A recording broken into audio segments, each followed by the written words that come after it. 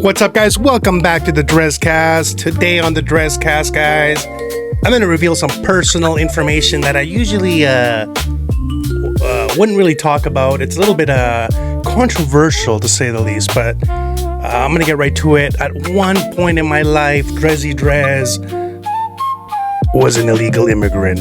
Yes, an illegal immigrant. What does illegal immigration mean? Where was I an illegal immigrant? Was I an illegal immigrant in Canada? No, I wasn't. Not in Canada.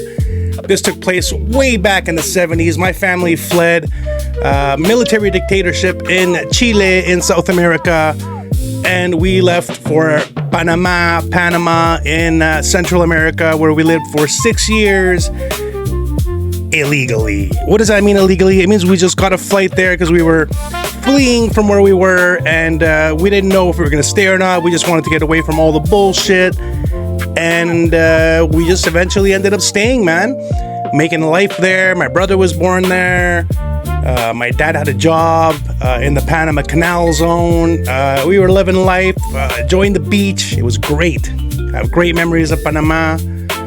And one day immigration came knocking at our door, and we're like, hey, you guys don't have the proper paperwork. Your dad has to come with us. And you know what? He spent a couple weeks in jail because that's the protocol. But he got out, and the Panamanian government was nice enough. They were like, hey, look, you guys are obviously fleeing a military dictatorship in another country. You're a nice family, you're hardworking. Sign here and you guys can be Panamanian citizens, no problem. You know, as opposed to, like, let's say somewhere in the USA, if you are an illegal immigrant, they come knocking at your door, they take you, you're going to end up in a foreign country, in prison for a long time, and never have the chance to go back to where where you created your life, where you had your job, where you had a family and stuff. So Panama was great in that sense that, they allowed us to, they gave us opportunity. They're like, yeah, you guys can stay. You guys are productive members of society. We want you here. Sorry about putting you in jail for a bit. That was just a part of the process, but you can stay now. And frankly, this is my personal feeling. I think that's how it should be. I think if you're like a productive member of society, you are contributing, you're working, you have kids, and you're not a criminal. You're obviously, just doing good things for your society. You're a taxpayer. My personal feeling is, man, that's the kind of people you want. Hardworking people. And at the time, when we were in Panama, we were also doing our paperwork to come to Canada. So we couldn't do both. We had to choose, that's part of the reason we were living there undocumented, because we were doing paperwork to come to Canada. So doing paperwork for both wouldn't have made sense. Would have been just not financially possible for starters. So we ended up immigrating to Canada. And, it's a long story from there, but we've been here in Alberta for, almost 45 years, and same thing as in Panama, successful. My parents had all the children, working, taxpayers, and, we all have families now here, nieces and nephews, all born here in Alberta. So that's what you want. You want productive people in your society.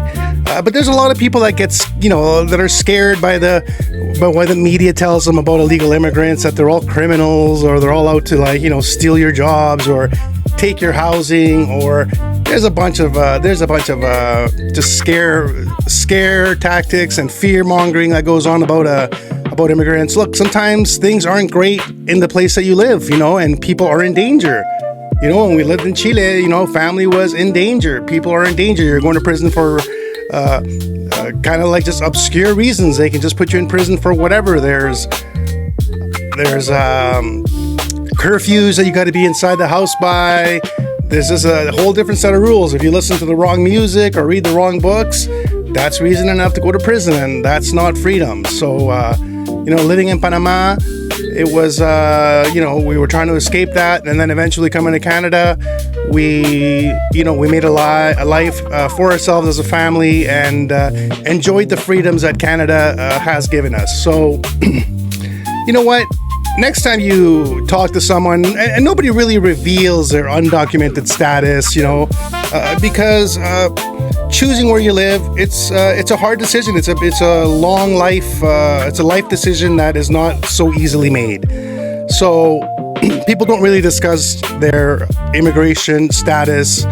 But you know what? You should have sympathy for people, because you don't know. They could come from a war-torn country. They could be escaping violence. It could be escaping, anything. A relationship that's abusive, a relationship where people are out, groups are out to get them. There's a ton of reasons why someone might flee their country and just go somewhere else, just to, just wait till the heat dies down. So be kind, be compassionate, understand that there's many reasons someone might be undocumented or overextend their visa. Not everything is, because a person is a criminal or selling drugs or human trafficking people. Those are extremely low percentage of what's going on. Extremely, extremely low. And look, throwing people in concentration camps and prisons in foreign countries just because their visa's expired or their undocumented status, I don't think that's moral or ethically correct. If these people have been working in this country for years, being taxpayers, and doing good for society, I see no reason why that person should not stay. There's people that are, really struggling, and, it isn't so easy. It isn't so easy. It's not just black and white, a reason a person might have to flee a country and go somewhere else. So please keep that in mind.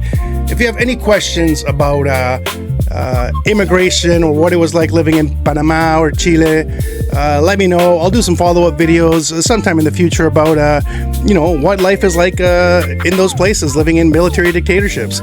Because ironically, at the same time, Panama was also under a military dictatorship. So I lived in 2 military dictatorships, and there's a lot of interesting stories behind that. So stay tuned for those videos. And remember to subscribe and like my videos, and we'll see you guys soon. Peace.